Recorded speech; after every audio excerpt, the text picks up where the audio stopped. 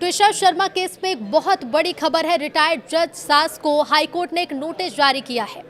नमस्कार, बहुत स्वागत है आपका। न्यूज़ 18 का डिजिटल प्लेटफॉर्म आप देख रहे हैं। मैं हूं रितु सिंह। एक्ट्रेस ट्रिशा शर्मा की मौत के मामले में मध्य प्रदेश हाईकोर्ट ने आरोपी सास और रिटायर्ड जज गिरिबाला सिंह को नोटिस जारी किया। ये नोटिस राज्य सरकार और ट्रिशा के पिता नवनिधि शर्मा की उस याचिका पर जारी हुआ जिसमें ट्रायल कोर्ट से मिली गिरिबाला सिंह की अग्रिम जमानत का विरोध हुआ है। सोमवार को सुनवाई के दौरान सरकार की ओर से पेश महाधिवक्ता प्रशांत सिंह ने कहा कि गिरिबाला जांच में सहयोग नहीं कर रही, तो वहीं गिरिबाला सिंह के वकील ब्रगेन सिंह ने कहा कि यह कहना गलत है कि हम जांच में सपोर्ट नहीं कर रहे, हमें पिटीशन के दस्तावेज नहीं मिले, इसलिए जवाब दाखिल करने के लिए समय चाहिए। तो वहीं भोपाल जिला कोर्ट ने रिटायर्ड जज गिरिबाला सिंह की मामले की सुनवाई मंगलवार तक के लिए टाल दी है। पुलिस प्रतिवेदन नहीं मिलने के कारण सुनवाई स्थगित की गई। कोर्ट ने पुलिस को कल तक प्रतिवेदन पेश करने के निर्देश दिए हैं।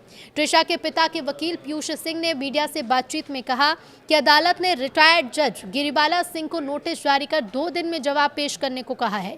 27 मई को अगली सुनवाई तय की गई है। उधर मामले की जांच अब सीबीआई करेगी। एजेंसी की टीम सोमवार को दिल्ली से भोपाल के लिए रवाना हुई। टीम शाम तक भोपाल पहुंचकर स्थानीय पुलिस से केस का हैंडओवर लेगी। सुप्रीम कोर्ट ने सोमवार को मामले में खुद नोटिस लेते हुए सुनवाई की। चीफ जस्टिस सूर्यकांत ने कहा कि मीडिया पीड़ित या दूसरे परिवार के बयानों के पीछे ना भागे और मामले को कानून के मुताबिक आगे बढ़ने दिया जाए। उन्होंने ये भी कहा कि न्यायपालिका की निष्पक्षता पर सवाल उठने से वो काफी दुखी हैं। तो वहीं अब इस मामले में मध्य प्रदेश सरकार की ओर से पेश सॉलिसिटर जनरल तुषार मेहता ने आरोप लगाया कि ट्रिशा की सास और पूर्व जज गिरिबाला सिंह जांच में बाधा डाल रही हैं। बता दें कि ट्रिशा शर्मा 12 मई को भोपाल के कटारा हिल्स स्थित अपने ससुराल में फंदे से लटकी मिली थी। ट्रिशा की मौत को ससुराल पक्ष आत्महत्या बता रहा है, जबकि मायके पक्ष ने पति और ससुराल वालों पर हत्या के आरोप लगाए। सुनवाई के दौरान सीजेआई सूर्यकांत ने कहा कि मीडिया में छपी एक खबर में जुडिशरी की निष्पक्षता पर सवाल उठाए गए। ये बताया गया कि ट्रिशा का पति एक वकील है और मां पूर्व जिला जज। सवाल ये था कि क्या जांच में अनुचित प्रभाव डाला जा सकता है। ये भी कहा गया कि कोर्ट की संलिप्तता के कारण निष्पक्ष जांच नहीं हो पाई, इसलिए हमने खुद एक्शन लेते हुए कार्रवाई शुरू की। अब इसमें जब सुनवाई हुई तो सुनवाई के दौरान सीजेआई सूर्यकांत ने कहा कि इस केस में 2 या 3 पहलू थे। एक तो दूसरे पोस्टमार्टम से जुड़ा था जो अब पूरा हो चुका है। कुछ चीज़ों की वजह से हमें थोड़ी तकलीफ हुई है। हम अपने मीडिया के दोस्तों से गुजारिश करेंगे कि वो पीड़ित परिवार या फिर दूसरे परिवार के बयानों के पीछे ना भागें, चीज़ों को कानून और प्रक्रिया के हिसाब से ही आगे बढ़ने दें। सीजेआई सूर्यकांत ने कहा कि मृतक की सास एक रिटायर्ड जिला जज हैं। ये अफसोस की बात है कि ऐसा कहा जा रहा है कि कोर्ट निष्पक्ष सुनवाई की इजाज़त नहीं दे रही है। साथ ही सीजेआई सूर्यकांत ने कहा कि हम इस पर कोई शक नहीं कि पीड़ित और आरोपी दोनों जांच में सहयोग करेंगे। हमें अपनी राज्य एजेंसी या फिर सीबीआई पर भी कोई शक नहीं है। जो भी जांच करेगा वो निश्चित रूप से जांच को उसके अंजाम तक पहुंचाएगा और सच का पता लगाएगा।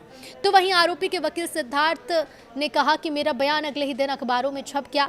इस पर एसपी तुषार मेहता ने कहा कि रिटायर्ड जज एक चैनल से दूसरे चैनल पर घूम घूम कर मृतका की बदनामी ही कर रही हैं, यानी कि गिरिबाला सिंह की यहाँ पर बात की गई।